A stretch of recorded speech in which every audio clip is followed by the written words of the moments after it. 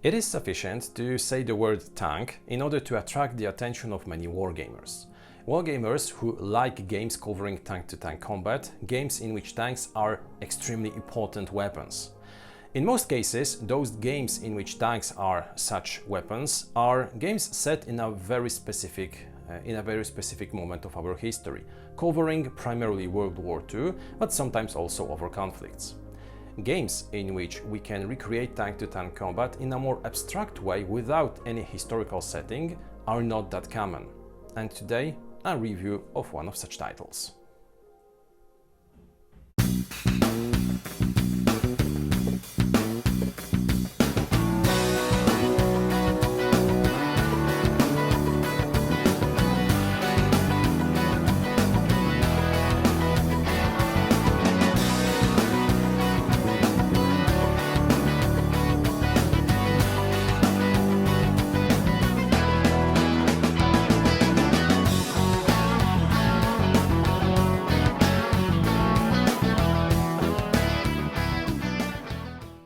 Hello, this is Michel Leviathan Sorbet and you are watching a new episode of Wojennik TV. Today I would like to invite you to watch a new review, this time a review focused on a game which I showed you a few weeks ago, covering tank-to-tank combat. This will be the review of the trial version of Urban Battle Main Square. Urban Battle Main Square is a project by Forsage Games, designed by Predrag Lazovic and Dragan Lazovic, a game for 2 players, aged 10 or higher, and with a time of play of somewhere around 30 to 45 minutes. This is a game which is not set in a specific period, in a specific conflict, so it will be not covering specific battles, for instance of World War II or any other war. This will rather be a, to some extent, abstract game in which you will be taking control of tanks and you will be trying to overcome your opponent in an urban area. The game is designed in such a way that it offers several scenarios and different levels of complexity, and it allows also players to craft their own scenarios, to craft their own armed forces and to play battles against your opponent based on what you have prepared as an army. So quite a different approach to many other war games in which we do have forces strictly presented in such a way that they reflect how the forces of the belligerents looked like during a given conflict. Urban Battle Main Square is a project based on some earlier designs by Forsage Games, for instance on Tank Chess or Panzer Strike, but it is a game which brings much more than those previous 2 projects. This is also a game which will be very soon launched on Kickstarter, and this will be a game offered in different versions, in a deluxe version or a standard one, and during this video I will be showing you both. The components which will be part of the standard version and of the superior deluxe version with tanks with moving turrets. So I will be showing you all the components which are part of this trial edition. So when watching this video, keep in mind that this is not how the game is supposed to look when it gets published. It's only the trial version, which might differ from what you will be receiving when the game is really published. So without further ado, let's now jump into the middle part of the video, during which I would like to show you how Urban Battle Main Square, the trial version, looks, and during which I will also explain the basic mechanical elements and the rules of this game, the basic ideas how tank-to-tank combat is resolved in this project. Let's start. This is a brief overview of Urban Battle Main Square, the trial version, which was provided by the publisher to present you the game and to explain what to expect from this specific project. Now, Urban Battle Main Square will be a game which will be coming in two different versions. The first one will be with molded, a little bit cheaper units with turrets which will be fixed and which will be static. The second version, which I will be showing you today, will be the upgraded one, the 3D printed, with tanks having rotating turrets. Now, this significant change doesn't only impact how the units available in Urban Battle look, but it also enables to use an advanced mode in which the moving turrets will be a very important element of the game. The game comes with 3 different modes of play. We have the basic game, then we have also the absolute mode and the realistic mode. Well, the absolute mode, so the second one, is a mode without any luck factor, without any dice. You just compare the firepower of the unit firing against another tank, and if it is sufficient enough, if it is high enough to destroy a unit, it just destroys it. So it's very, very deterministic. The first one, the basic mode, is a mode in which you will be using dice, but at the same time we do have a lot of reduction when it comes to the gameplay.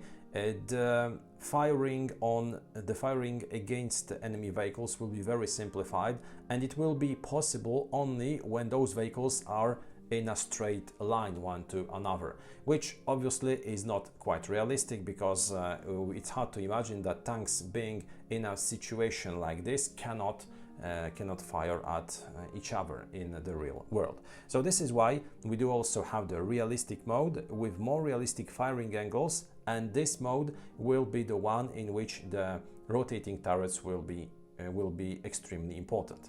Now, the game comes with a lot of different units. If you played Tank Chess, or if you played Panzer Strike, you do recall that there was a significant number of units in those games, but here in Urban Battle you do have a lot more of them. Each player will be having access to a variety of units, including light tanks, medium tanks, reconnaissance vehicles, heavy tank bulldozers, tank destroyers, heavy assault guns, or even heavy howitzers, light howitzers, amphibious tanks, trucks, etc. Each of those units will have their own parameters, both when it comes to their armor, which will differ depending on the angle of the attack. They will be having a front armor, a side and a rear armor. They will also differ when it comes to their speed. Some units will be extremely fast, such as the reconnaissance vehicles or light tanks. Some of them, due to their sheer mass, will be very slow, as the super heavy tank, which will be having only 2 movement points per turn. Some units will have wheels, some others will have tracks, which will also influence gameplay. The units will obviously have different firepower depending on their cannon and on their weaponry, which will be indicated also in this player aid. Some of the units will have turrets, others will be hold units. For instance, for tank destroyers, it will be the position of the whole vehicle which will determine if this unit will be able to shoot against something. And also we have some miscellaneous information related to some of the units. One of the most important elements when it comes to Urban Battle will be the effectiveness factor. Each unit does have an effectiveness factor in a certain number of points. Now, this will have a huge implication when it comes to crafting your own army, because in Urban Battle it is possible to play predefined scenarios in which you will be using specific units which are described in the scenario. But very often the scenario will only tell you that you can construct your own, you can build your own army up to a certain amount of effectiveness points. And when crafting this army, you will have access to all the units which are available in the game. It's up to you to decide what kind of units you want to use and to what extent to use some of those types. So you can, for instance, decide to go for a big army which will be composed of a lot of light or medium tanks, or you can go for the firepower option and, for instance, field a very small but very powerful army composed of heavy tanks. So it's up to you.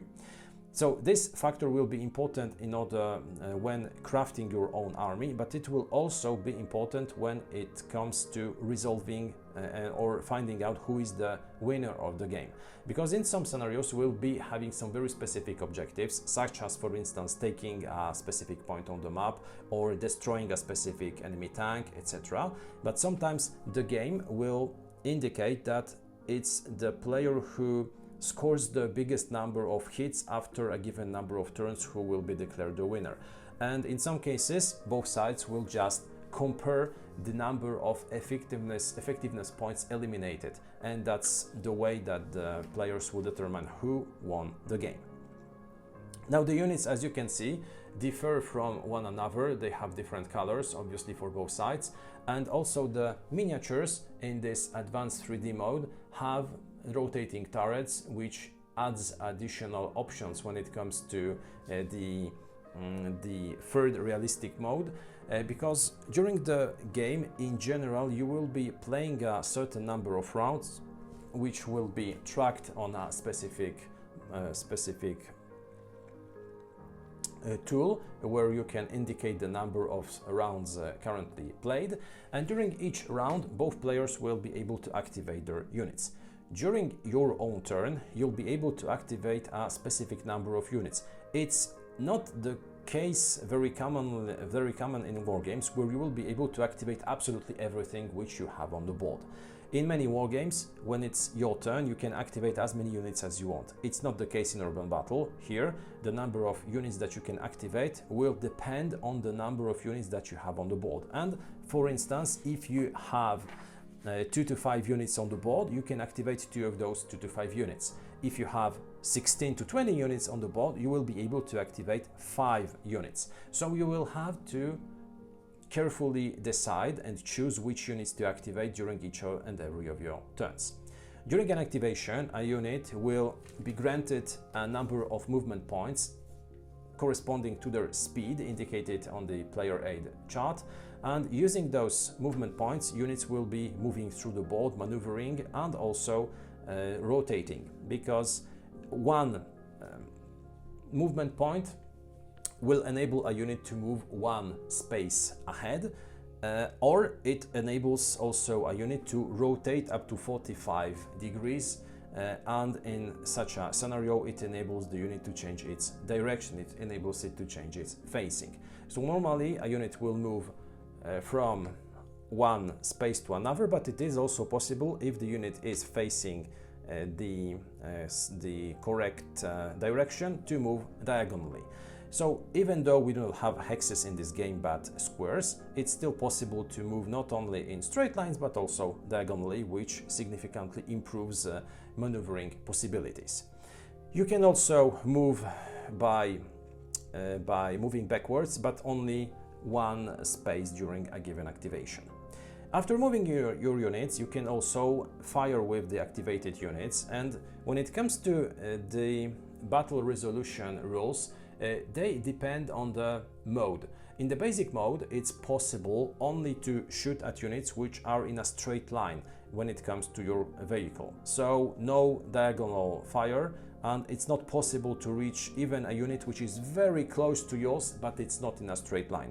So in general, you will be able to hit a unit only from 4 different directions.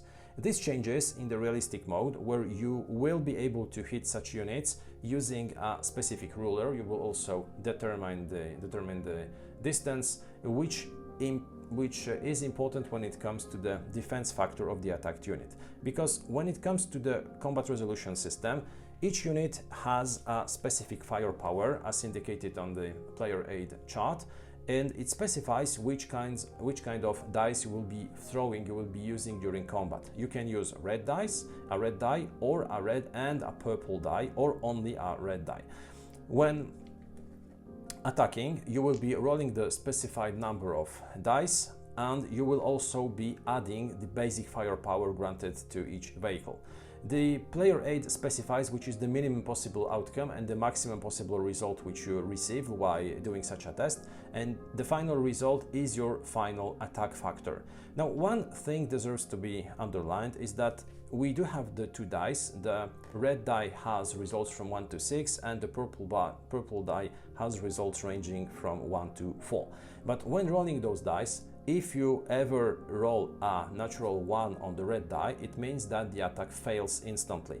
Even though the final result might be superior to the defense factor of the attacked unit, it still is a miss. And that's a very clever idea, that's a very clever mechanic, which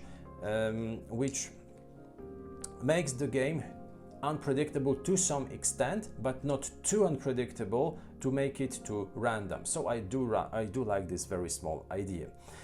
So when determining your final attack factor, you will obtain a number which will be then compared to, firstly, the distance from the shooting unit to the target and to the armor factor of the attacked unit, depending on from which side the attack takes place. If it's a frontal attack, you will be adding the front armor factor to the distance. If it's a side attack, you will be using the side armor factor, and finally from the rear it will be obviously the rear factor.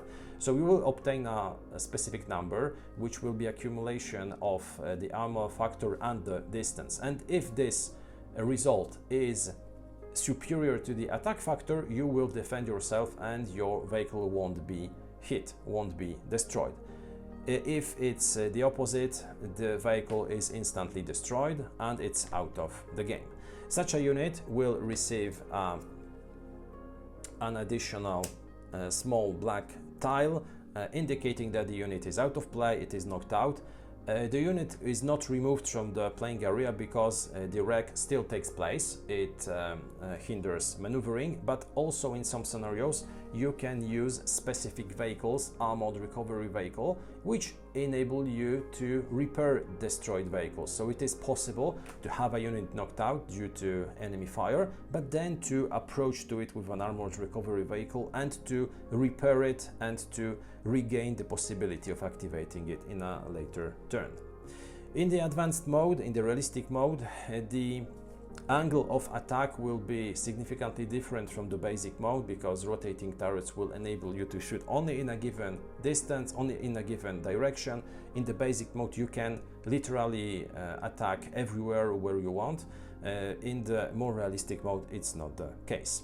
We do have also some specific units which will be firing using indirect fire. Those are howitzers or mortars, which can attack even units which are out of their sight, but under the condition that another friendly unit does have the attacked unit in their line of sight. So this significantly also increases strategical tactical possibilities during the game, although it is also possible that such units do not hit the target, and then the fired round can scatter somewhere else, and we will be using a special indicator indicating where the final round lands. So this can also in the end cause friendly units to be hit if you are unlucky and if the hit scatters in the direction of one of your units.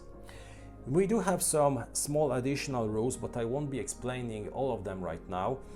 What deserves also to be mentioned is that the game will be taking place on a playing board covered by squares. It's not a board with hexes, and as you can see, we do not have a lot of terrain feature on those maps.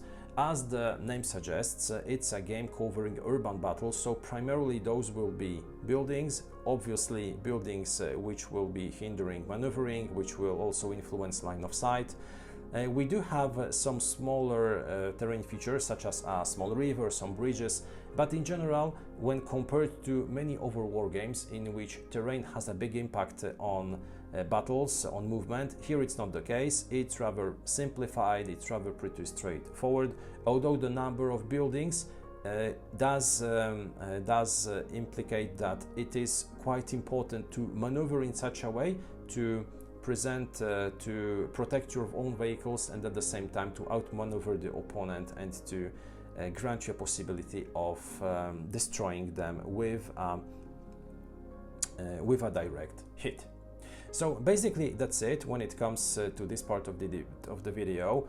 Now I'd like to invite you to the last part, during which I will be explaining what are my thoughts after some plays, what I do believe are the strong points and also the weaker points of this project. Urban Battle Main Square is not the first game from Forsage Games which I am showing you on my channel. Some time ago I reviewed, for instance, Panzer Strike. I reviewed also Age of Dogfights World War I. And looking at Urban Battle Main Square, I do see some similarities, for instance with Panzer Strike. It's not a surprise because even the publisher underlines that Urban Battle is based on the previous designs of Forsage Games, and they admitted, they even showed a graph showing that the game was very much inspired by tank chess and by Panzer Strike. Some elements are strictly taken from one game and then applied to Urban Battle Main Square. Now, this is not a bad thing because games should evolve. Games also should be based on the ones which worked well, which presented something in an interesting manner. Urban Battle Main Square is a game which obviously has an interesting topic. It is focused on tank-to-tank combat, something which wargamers love, something which gamers tend to like because tanks are machines, tanks are weapons, which are very often liked by players, liked by wargamers. So we do have a lot of games covering tank-to-tank combat on the market. But games which are abstract ones but focused on tanks aren't so many. And Urban Battle Main Square is one of such projects. This is one of the reasons why this project might be appealing, might be interesting to both strictly wargamers as well as to players who are not wargamers but who want to explore this world. So maybe this is something which might attract the attention of people who are not into heavy wargaming, in which we have very heavy games with tons of modifiers, tables, die rolls, with hexagonal maps. Urban Battle is not this kind of game. It's quite easy both to learn as well as to teach, and it is quite fast to play. So it has all the elements needed to be an introductory wargame. This is something which I really enjoyed and which I think is one of the absolutely strongest elements, strongest points, aspects of this game. The fact that it's so accessible, the fact that at the same time it gives an opportunity to players to discover how games, more complex ones, can look. Because based on their experience with Urban Battle Main Square, if they want to play games focused on tanks, they can really have a big variety of other titles and they can explore this topic if they want. But Urban Battle Main Square makes it accessible enough to enjoy them playing and to feel if they want to learn something more complex. The second thing is that the game has a modular aspect when it comes to the rules complexity. It both applies to the different playing modes. You can play the deterministic combat resolution mode, you can play the more advanced or the base one, but it's also reflected in the number of vehicles that you have in the game. This is a game in which you do have a lot of vehicle types, and this also enables players to craft the level of complexity to their needs. If you want to play a very simple game and introduce Urban Battle to some kid or to some friends who want to play this game for the first time, you can use only the base tanks. You can use light tanks, medium, heavy tanks, and just craft your army based on those three types. Or if you want to further explore the system, you can add new vehicle types which have different parameters, which sometimes also have special capabilities. And this is something which also makes the system shine, because you do not obtain or you do not have to use absolutely everything during each and every game. You can use what you want or what you enjoy the most during each game. So when playing scenarios or even when crafting your own army, you can decide to include the more complex vehicles or maybe only the basic ones. It really depends on you. So the fact that it's up to the player to create his own army based only on the number of points which both sides agree to use gives you the impression of having control over what you want to play. This is great because when playing some games, you do have to use the components which are strictly listed in a given scenario. If you play a World War II game such as Combat Commander or even a World War I game such as Great War Commander, you will be having a strict list of all the units that you have to use, a strict list of the equipment that you have to use. Here in Urban Battle, it's not the case. Sometimes you can have scenarios in which you will be having a number of vehicles listed which you have to use, but in most cases you will be playing games in which you will be creating your own army from scratch, deciding how to spend points and investing in different kind of vehicles.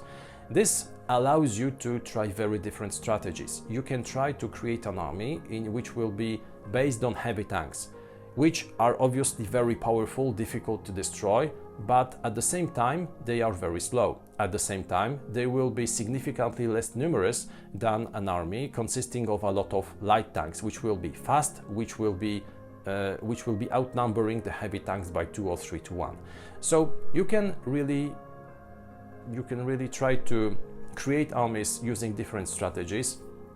You can explore the synergies between different kinds of vehicles. This is something which I really enjoyed and which, in my opinion, is also one of the absolutely brightest elements of this project. What I also enjoy is the fact that those vehicles which are present in the game are significantly different. All of them have different parameters. They have different armor, both front as well as side and rear armor. They have different firepower. Sometimes they have different special capabilities. So each tank is interesting, and there is no scenario in which you will be absolutely certain that using a specific kind of vehicle will be the best possible choice. The fact that all of them can work very well together or in specific situations makes each of them an interesting choice. We do have some games in which we have, for instance, a variety of units, but when building your army you will always be using one kind of troop because it's the best one, it's the best that the army has, you do have to use it. Here in Urban Battle, it's not the case. You can create an army without heavy tanks. You can create an army without light tanks. You can create an army with specialized vehicles.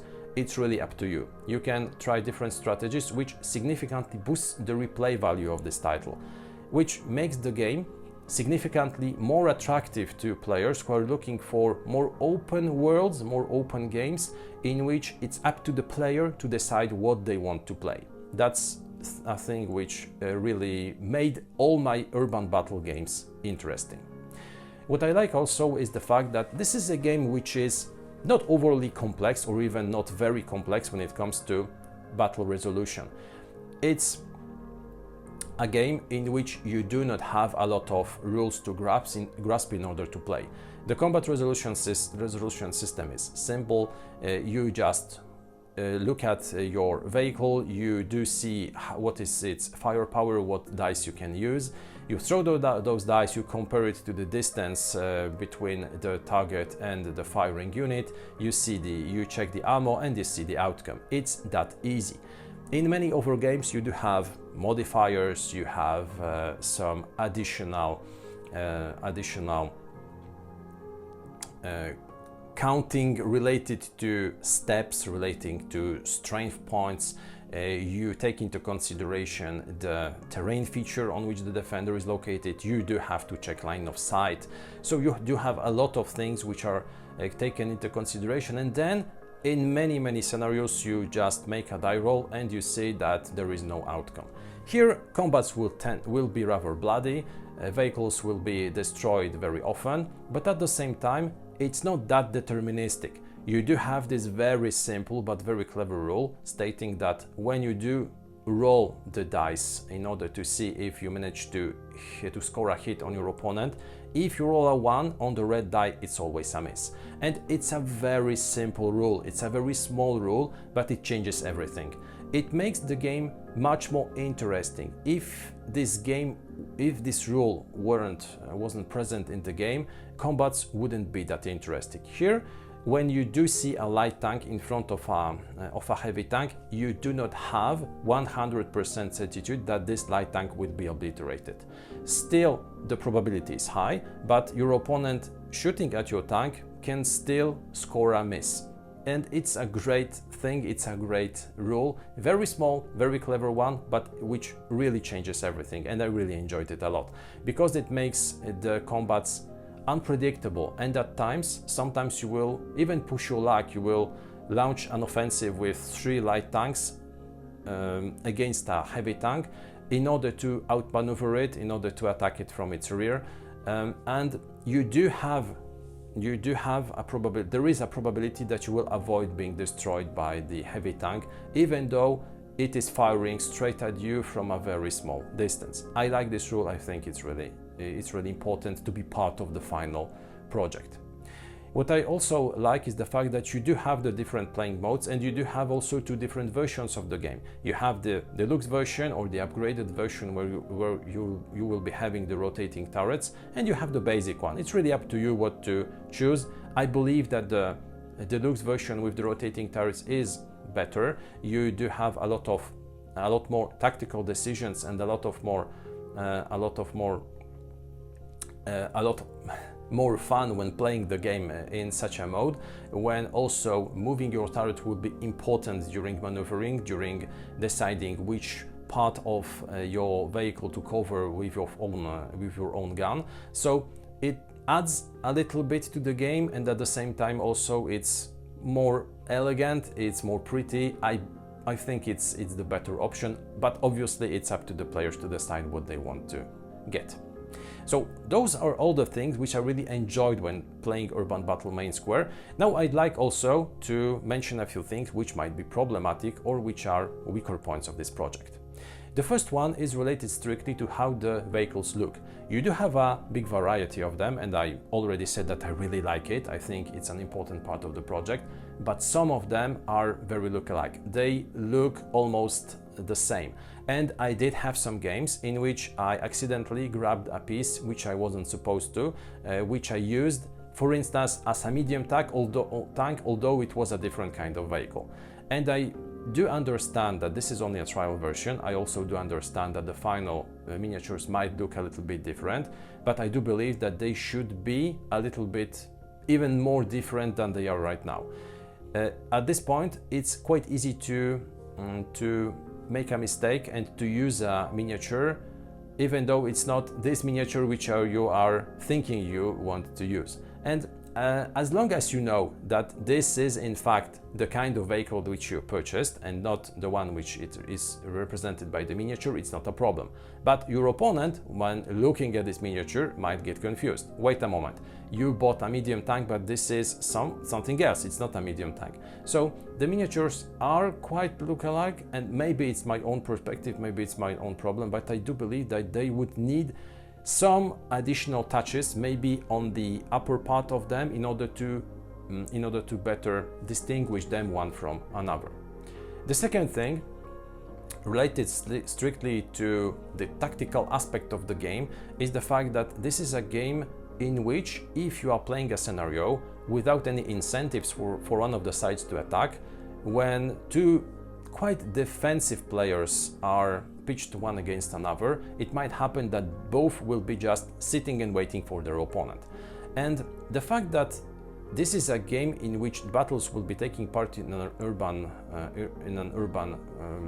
area makes the different alleys through which the sides can reach one another not very numerous, which means that even with a small number of tanks, you can position them in such a way to block those alleyways and to wait for your opponent. And if both sides do the same, you might reach to a situation in which both sides will be just waiting for your opponent to move. And obviously this is not fun. This is something which makes the game very boring, because in the end sometimes it will maybe even a drawn game, because the time will you will run out of time and no hits or no vehicles will be destroyed during a given scenario. So I believe that when playing some scenarios, you do need some additional incentives to move, to attack, to expose yourself, but in order to obtain some other benefits if you manage to pass through the defensive line of your opponent. Without such an incentive, you might get stuck and you might play games in which you will be just waiting and camping and just trying to invite your opponent to come to you. If both players do the same, games will be boring. It doesn't apply to all the scenarios, because you do have asymmetrical scenarios in which both sides will have different objectives. One of them does have to attack, the other one will be defending. But in scenarios where such roles aren't strictly applied to both sides, it can be quite problematic. Then there is at last the lack of theme. This is a game, an abstract game, which obviously is meant to be abstract, which is meant to be a game without any historical setting, without recreating any historical battles. And in some areas it will be a strong point of the project, in some areas it will be a weaker point. Because now when you think of all the wargamers who are playing war games in order to simulate real battles fought during a given conflict, when you are thinking of wargamers who are buying war games and games to recreate history, who like a lot of chrome, a lot of additional stuff which will enable them to simulate in a very precise way how warfare looks, then Urban Battle might be a game which is too abstract to their taste. And this is something which is difficult to omit. This is something which must be taken into consideration by players who are more focused on playing war games which are supposed to simulate a conflict, simulate a battle. Urban Battle is an abstract game, and even I would risk to say that this is a game which doesn't need tanks. It's a game, it's a miniatures game in which you can craft your own army. But if you replace those tanks by any other kind of miniature, for instance by foot soldiers carrying automatic rifles, the game will be working in a very similar way. So this is a game about tanks, but at the same time it's not a game about tanks. It's quite an abstract game about miniatures in which you can create your own army, in which you can recreate some battles against your opponent, but without having the feeling of playing a game using tanks. This might be problematic for players who are looking for a lot more theme than the game currently has in it. Having said all that, I do believe that Urban Battle Main Square is an interesting project. It is an interesting game. It is also a great introductory game for players who want to discover games using miniatures, using tanks, in which you can very easily explain the rules, in which you can very easily play a game under an hour and still have fun without the need of learning a lot of complex things. It is a game quite abstract, in which tanks are part of the game, but at the same time aren't the most important part of the game. But it is a game which is, in my opinion, an interesting title because it does have a lot of interesting elements in it. It is a game with an interesting idea, which from the beginning was supposed to be a game not very complex, easy to learn, at the same time giving the players the opportunity to craft their own forces, to try different strategies during each play. I believe that this is an interesting title for all of the players who want to try an easy, accessible war game without the expectation of having a lot of historical context, because the game lacks any. So in the end, I would strongly recommend Urban Battle Main Square, not to everyone, especially not to hardcore wargamers, but to people who want to play a game about tanks without having to worry about a lot of rules. Then this might be the game for you. Stay tuned and take a look at the campaign related to Urban Battle Main Square. I do hope that the game will get released, and I am absolutely confident that the final components of the game, as it always is the case with Forsage Games, will be of a very high standard. Thank you a lot for watching this review. This was a review of the trial version of Urban Battle Main Square by Forsage Games. I invite you also to take a look at my other videos. I also invite you to my social media accounts, both at Facebook as well as my Instagram and my Twitter account. I wish you a very good day and see you next time.